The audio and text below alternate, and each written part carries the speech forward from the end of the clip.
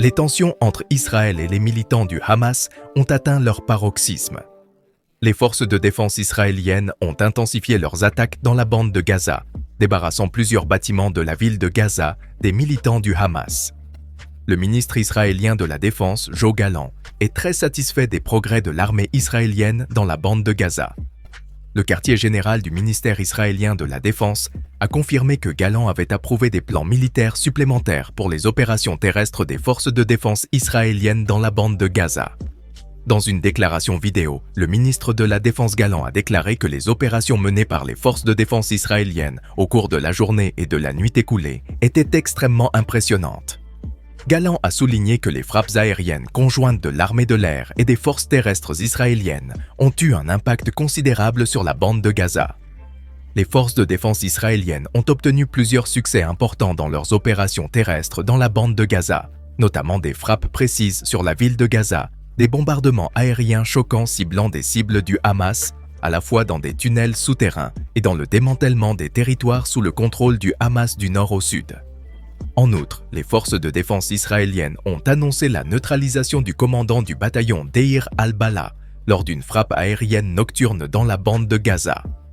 L'armée israélienne a déclaré que Wael Asfeh ainsi que d'autres commandants de la brigade des camps centraux avaient joué un rôle clé dans le transport de militants de la NCBA, l'élite du Hamas, vers Israël lors de l'attaque du 7 octobre. Ils affirment également qu'Asfeh est impliqué dans la planification d'attaques supplémentaires. Selon les forces de défense israéliennes, Asfeh a été emprisonné en vertu de la loi israélienne pour son implication dans une série d'attaques contre des communautés israéliennes entre 1992 et 1998.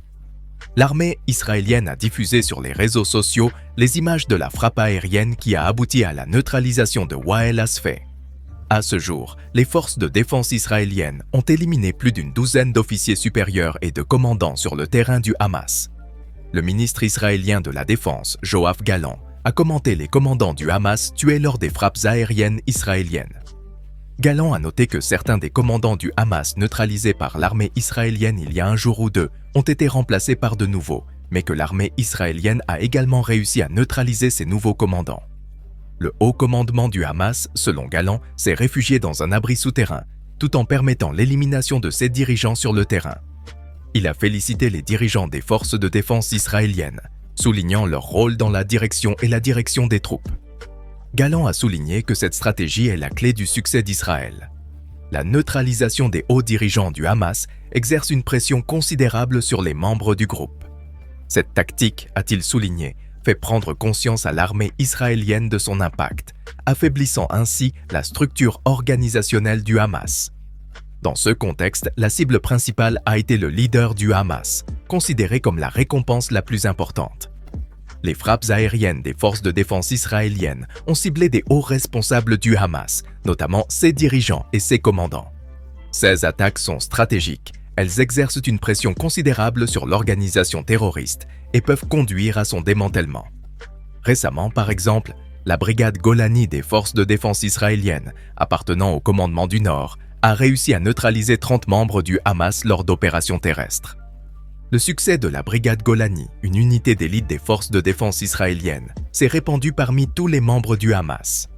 Pendant que se déroulait cette opération, en parallèle, des soldats du commandement Sud ont réussi à prendre le contrôle des avant-postes du Hamas et ont découvert l'accès aux tunnels utilisés par l'organisation.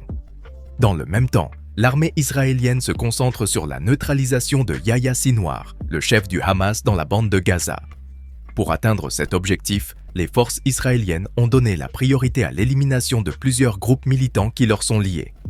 En outre, la publication de points d'information quotidiens du porte-parole des forces de défense israéliennes appelant à l'abandon de la ville de Gaza, dans le sud, suscite de vives inquiétudes dans les rangs du Hamas.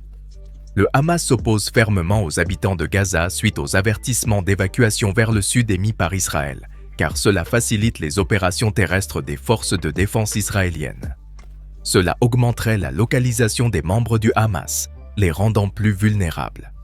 Les autorités israéliennes ont incité la population à se déplacer vers le sud, dans le but de faciliter les futures opérations militaires et de localiser plus facilement les militants du Hamas.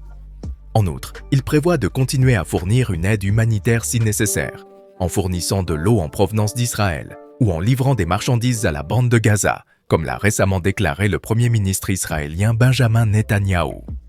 Actuellement, les forces de défense israéliennes n'envisagent pas de parvenir à un accord de cessez-le-feu. Pendant ce temps, les membres du Hamas se montrent fortement enclins à cette trêve, conscients qu'elle constitue la seule voie de sortie viable. Malgré ce discours, les opérations des forces de défense israéliennes continuent de se dérouler dans la région sans interruption. Outre la situation à Gaza, les tensions n'ont cessé de croître dans certaines régions du nord d'Israël.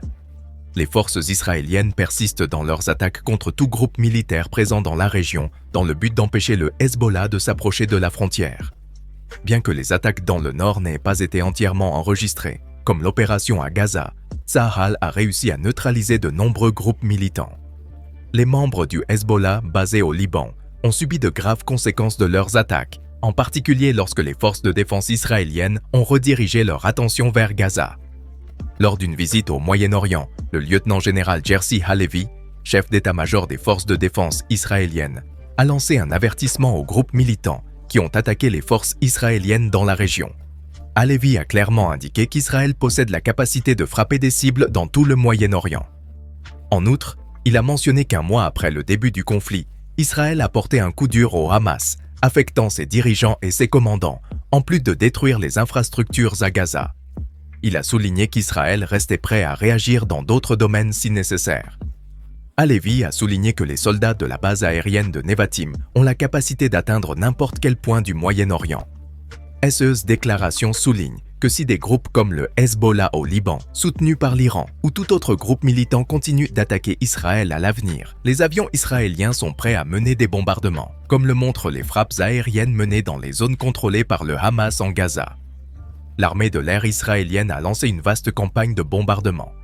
Halevi a informé les soldats qu'il avait récemment vu un avion F-35 fournir un soutien aérien aux troupes à quelques centaines de mètres seulement de la bande de Gaza. Il a également salué la performance de l'armée israélienne, soulignant que cette action n'avait jamais été menée auparavant. Halevi a souligné l'excellente coordination entre les besoins des forces terrestres, qui nécessitent des munitions lourdes, et la capacité des avions à les livrer efficacement.